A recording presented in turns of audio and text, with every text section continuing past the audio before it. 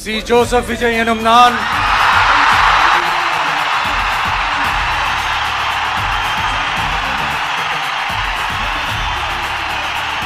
சட்டப்படி அமைக்கப்பெற்ற இந்திய அரசியல் அமைப்பின்பால் உண்மையான நம்பிக்கையும் மாறா பற்றும் கொண்டிருப்பேன் என்றும் இந்திய நாட்டின் ஒப்பில்லாத முழு முதல் ஆட்சியையும் ஒருமையையும் நிலை நிறுத்துவேன் என்றும் தமிழ்நாட்டு அரசின் முதலமைச்சராக உண்மையாகவும் உளச்சான்றின்படியும் என் கடமைகளை நிறைவேற்றுவேன் என்றும்